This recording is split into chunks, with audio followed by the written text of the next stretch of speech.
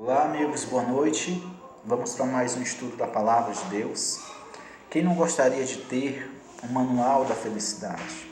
Um manual que ensinasse você o caminho certo e você pudesse evitar o sofrimento, a dor, o desânimo, tudo aquilo que lhe feria um dia.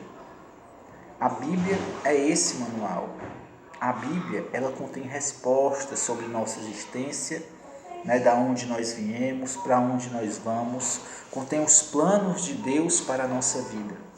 Todo mundo precisa de um guia, as pessoas procuram um guia, alguém que lhe explique essas questões de existência. Mas a Bíblia é esse guia.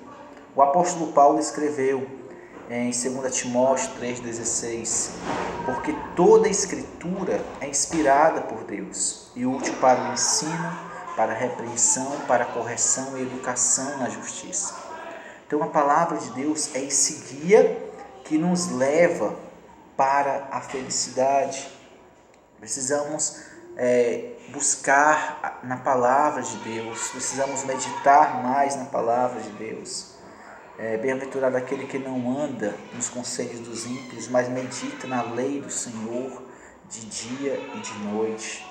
A palavra de Deus é a fonte da felicidade. O apóstolo Pedro, ele confirma o que Paulo escreveu. Em 2 Pedro 1,21, ele diz que nenhuma profecia jamais foi dada por vontade humana, mas homens falaram da parte de Deus, movidos pelo Espírito Santo.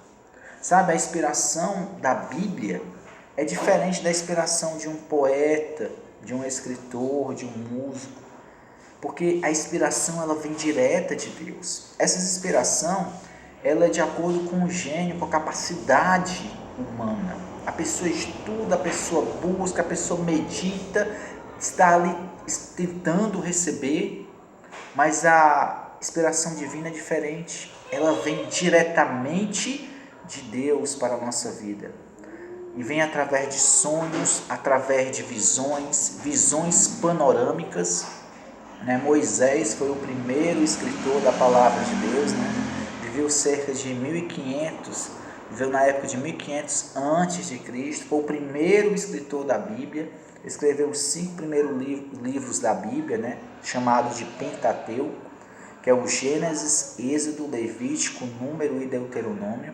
O último livro a ser escrito foi escrito pelo último apóstolo, que é o apóstolo João, o mais novo da época, foi escrito no ano 100 depois de Cristo. Toda a Bíblia durou um período de 1600 anos, foi escrito por cerca de 40 autores, entre eles nós temos aí Jeremias, Ezequiel, Daniel, e todos esses escritores escreveram a palavra de Deus. Olha o que diz aqui em Deuteronômio 18:18. Diz assim: suscitar-lhe-ei um profeta do meio de seus irmãos, semelhante a ti, em cuja boca porei as minhas palavras. Ele lhe falará tudo o que lhe ordenar. Moisés aqui ele escreveu sobre Jesus, está falando de Jesus, que depois dele viria um outro profeta, o qual Deus iria colocar em suas bocas as suas palavras. Jesus, quando ele esteve aqui, ele testificou isso. Ele disse que tudo que ele fazia, tudo que ele falava, vinha de Deus, da parte de Deus. Aqui em Jeremias, capítulo 1, versículo 9, olha o que Jeremias falou e o que Jeremias escreveu. Depois estendeu o Senhor a mão e tocou-me na boca, e o Senhor me disse: eis que ponho na tua boca as minhas palavras. Jeremias ele recebeu o chamado profético antes mesmo de nascer. Quando tinha cerca de 20 anos, começou ali o seu ministério profético. Ele chegou para Jesus e disse, chegou para Deus e disse: olha, eu não passo de uma criança, né? Eu não passo de um jovem, eu não sei falar, e Deus tocou em sua boca, né? O Senhor, Ele sabe tratar os nossos medos, né? Ele foi lá e tocou na boca de Jeremias, disse: Jeremias, eu ponho na tua boca as minhas palavras. Daniel, ele testifica isso em Daniel 9. Daniel 9, versículo 2. Olha o que Daniel escreveu acerca de Jeremias. Jeremias foi o profeta que profetizou sobre as 70 anos de cativeiro, né, que o povo iria ficar ali em Babilônia. Daniel foi um dos personagens que estava ali em Babilônia, cativeiro, em exílio.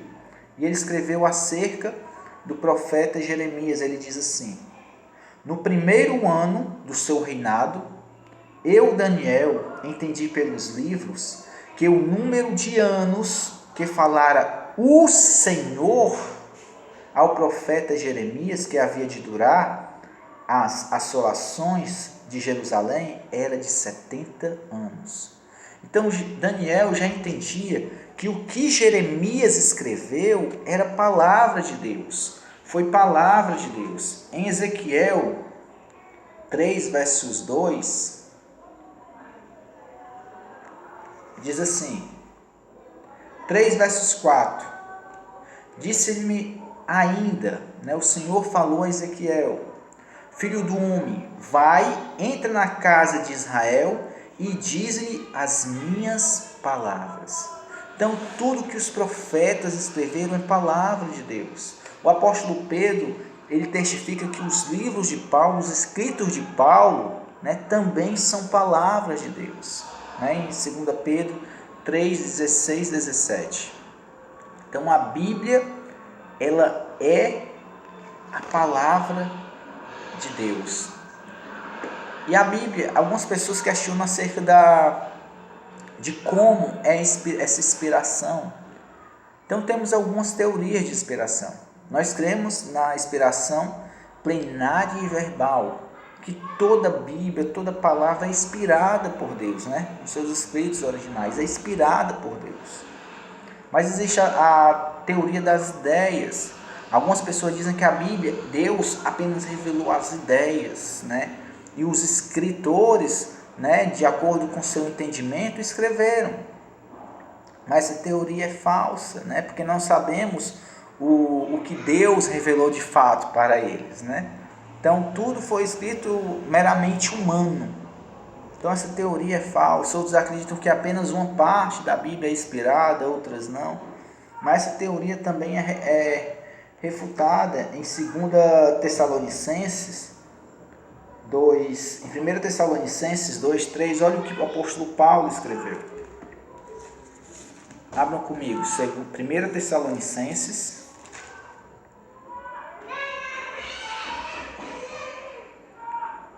2, versos 13, diz assim: outra razão ainda temos nós para incessantemente dar graças a Deus, é que tenham-vos recebido a palavra que de vós ouvistes, que é de Deus, aconselhar-te, não como palavras de homens, e sim como em verdade é a palavra de Deus, a qual com efeito está operando eficazmente em vós, os que credes. Então Paulo esteve ali com os pessoal de Tessalônia falando da palavra de Deus. E o que Paulo falava? Em Atos 17, 2, nós podemos ver o que Paulo falava, Atos 17, versículo 2, diz assim: Paulo, segundo o seu costume, foi procurá-los e por 3 sábados arrazoou com eles acerca das Escrituras. Então, o que Paulo falou para o povo de Tessalônia foi palavra de Deus. Então, toda a Bíblia, toda a Escritura é palavra de Deus. Nenhuma parte veio de homens. até os pensamentos, até o que os apóstolos falaram, né, foram movidos pelo Espírito Santo.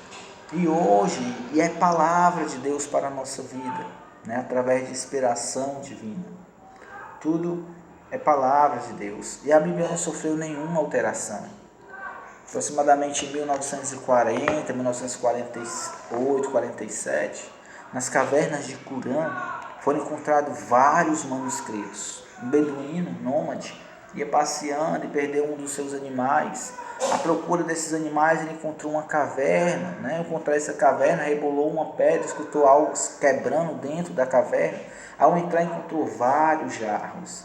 Dentro desses jarros estavam diversos papiros, diversos pergaminhos. E o que eles continham? Continham os escritos bíblicos, né? Foram encontrados todos os manuscritos da Bíblia, menos o livro de Esté e o de Neemias, o livro de Isaías por completo. E as universidades, né, os museus britânicos, o Museu de Jerusalém, fazendo uma análise desses escritos, viram que a Bíblia ela não sofreu nenhuma alteração.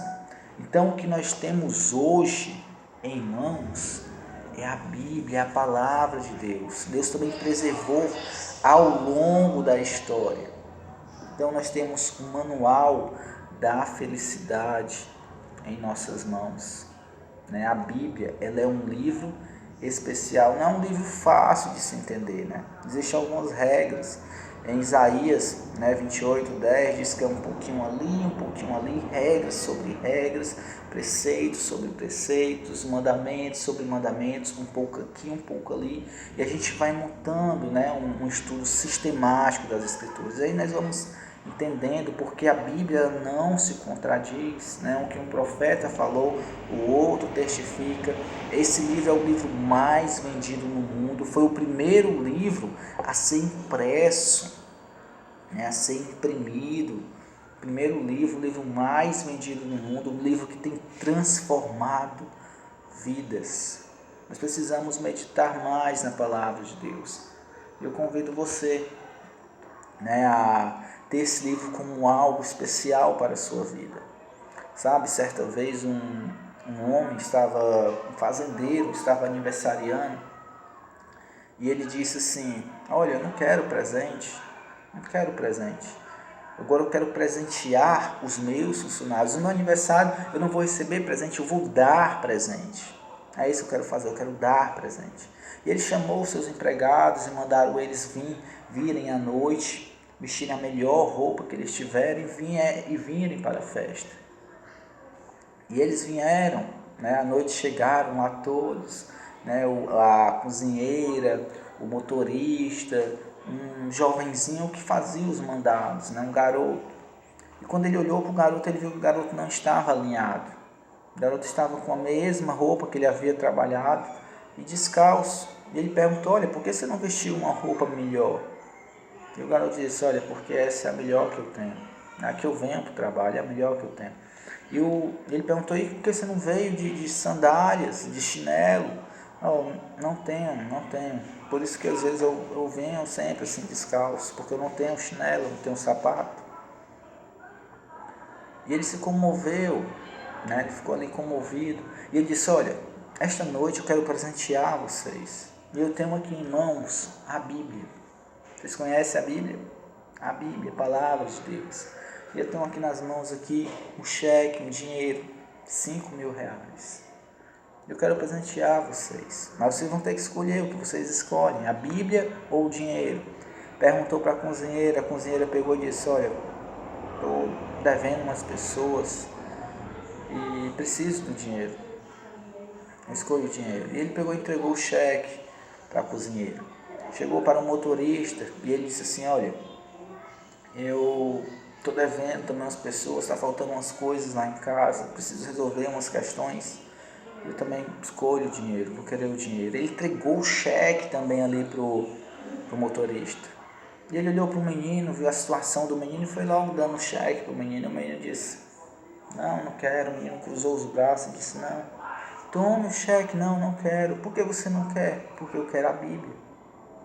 Que? Você quer a Bíblia? Sim, eu quero a Bíblia. Porque a minha mãe ensinou que a Bíblia é a palavra de Deus. E não tem ouro nem prata que pague, né, as preciosidades que há neste livro. Não tem nada que pague. E eu escolho a Bíblia. E ele pegou e entregou a Bíblia para o garoto. E o garoto, quando abriu a Bíblia, em cada página da Bíblia havia uma cédula em dinheiro. Havia uma quantidade que superava e muito aquele cheque de 5.000 reais. Sabe, amigos? A palavra de Deus não tem ouro nem prata que possa pagar as preciosidades que tem nela. Sabe por quê? Porque ela é palavra de Deus para mim e para a sua vida. Jesus disse que nela contém a vida eterna. Né? Em João 5,39, Jesus disse: vocês examinam as Escrituras porque vocês julgam ter nelas a vida eterna. E são elas que testificam de mim. Sabe, quando nós estudamos a Escritura, nós encontramos Jesus, aquele que pode mudar a nossa vida, aquele que é vida, aquele que é verdade. Sabe, o que Deus tem preparado para mim e para você, nós não conseguimos nem imaginar. Precisamos meditar mais nesse livro. E eu convido você a tomar a decisão hoje, de dedicar mais tempo, fazer assim como o salmista, meditar na lei do Senhor, meditar na palavra de Deus, de dia e de noite. Sabe, é ela que vai mudar a sua vida. A palavra de Deus diz que conhecereis a verdade vos libertará. A verdade liberta, e a verdade é a palavra, a verdade é Jesus. A verdade nos santifica. Em João 17, Jesus diz: santifica-os na verdade, a tua palavra é a verdade. Jesus diz que a Bíblia é a palavra de Deus. Você quer tomar essa decisão hoje? Gostaria de orar com você. Amém? Vamos orar. Querido Deus, muito obrigado, Senhor, por tudo, pela graça maravilhosa, pela salvação e pela Tua palavra, Senhor. Tua palavra que liberta, Tua palavra que sara, Tua palavra que cura, Tua palavra que refrigera a nossa alma. Senhor, nos ensina a Te buscar todos os dias. Nos ensina, Senhor, a fazer da Tua palavra o nosso alimento espiritual. Que a cada manhã nós possamos meditar um pouco, Pai, nas preciosidades que nem a prata e nem o ouro pode comprar. E que nela, Pai, nós possamos encontrar respostas para a nossa vida. Que nela nós possamos encontrar, Pai, a Tua graça e os Teus planos para a vida de cada um. Os Teus planos que são melhores do que os nossos. Nos ensina, Pai, nos fortalece a cada dia, fortalece a cada um que está ouvindo essa mensagem, Senhor, a Te buscar, a ter prazer, Pai, em estudar a Tua palavra. Sabe, Senhor, tem pessoas desanimadas, pessoas que querem ter essa força de estudar a Tua palavra, pessoas que estão ouvindo essa mensagem, que às vezes pegam a Bíblia e dá sono. Pai, que nesse exato momento, todo esse sono, todo esse cansaço seja repreendido em nome de Jesus. Abre a mente, Pai, de cada pessoa que está ouvindo essa mensagem, que ao abrir, Pai, a Tua palavra, eles possam entender, que o Senhor possa estar falando diretamente ao coração de cada um. Esse é o meu pedido, Senhor, e eu sei que o Senhor vai responder, porque eu oro em nome de Jesus. É em nome de Jesus que nós oramos. Amém. Que Deus te abençoe, meu amigo. Amém.